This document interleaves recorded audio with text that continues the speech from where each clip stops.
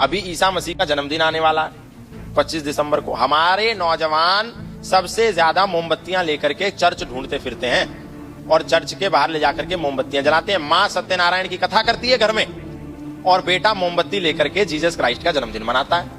ये क्यों होता है? जब हम अपने बच्चों के साथ संवाद स्थापित नहीं करते, हम अपने बच्चों की जिज्ञासाओं का समाधान नहीं करते, हम अपनी बेटियों के साथ बैठ करके चर्चा परिचर्चा स्वाध्याय संवाद नहीं करते, उसके मन में उठने वाले प्रश्नों के जब हम उत्तर नहीं देते तो हमारी बेटी भी भ्रमित हो जाती है। उसकी गलती नहीं है, हमने उसके साथ कम्युनिकेशन किया ही नहीं, हमने उसके साथ बैठ करके चर्चा की ही नहीं। उसने जो हमसे प्रश्न पूछा, हमने उसको कहा बेटा धर्म के विषय में अकल का दखल देना कोई जरूरी नहीं है, धर्म के विषय में अकल का दखल मत दो, जो है भगवान जी को वैसा ही मान लो जैसा सारे बता रहे हैं, जैसा पंडित जी बता रहे हैं या जैसा कोई बता रहा है बस वैसा ही मान लो, ज्यादा प्रश्नोत्तर मत करो।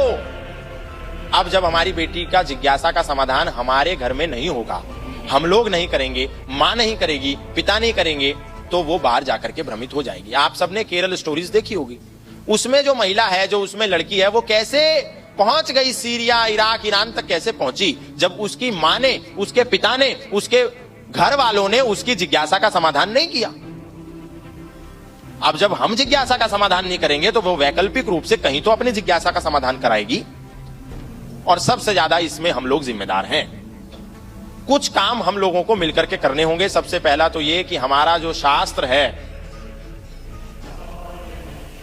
वो शस्त्र की भी बात करता है। हमारे आदरणीय हमारी बहन जी भी बता रही थी अभी कि हमारे हर देवी देवता के हाथ में शस्त्र है और शास्त्र भी है। अग्रतश्च चतुरो वेदा पृष्ठतः सस्रम धनु इदम ब्रह्मम इदम शस्त्रम शापादपि शरादपि शस्त्रेण रक्षति ही राष्ट्र शास्त्र चर्चा प्रवर्तते। विश्वामित्रादि ऋषियों के यज्ञ हवन भी तभी सफल होते हैं जब पहरे पर स्वयं धनुर्धर राम खड़े होते हैं। तो अगर हमारे हाथ में शस्त्र नहीं होगा, अगर हम अपने बच्चों को इस चीज की ट्रेनिंग, अब देखिए उदाहरण के लिए दुर्गा पूजा आती है तो हम सब नाचते हैं, गरबा करते हैं, डीजे बजाते हैं, नाचते हैं। गणेश चतुर्थी आती है तो केवल गणपति को बीच में रखते हैं, सुबह से शाम तक नाचते हैं।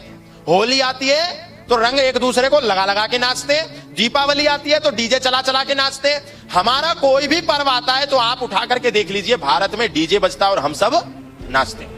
कभी भी ऐसा नहीं सोचते कि दुर्गा पूजा आई है तो 9 दिन में हम अपनी बच्चियों के आत्मरक्षा का कोई शिविर लगा देते हैं। और ये बड़े बड़े हिंदू संगठन भी ऐसा काम कर रहे हैं। मैं उन सबसे भी विनम्र रूप से आग्रह करता हूं कि आप सब ये नाचने का प्रोग्राम भले ही चलाओ ना चलाओ, पर ये विशेष रूप से इसके साथ साथ हम एक तो शस्त्र की ट्रेनिंग और एक शास्त्र की ट्रेनिंग हम सब मिलकर के करें।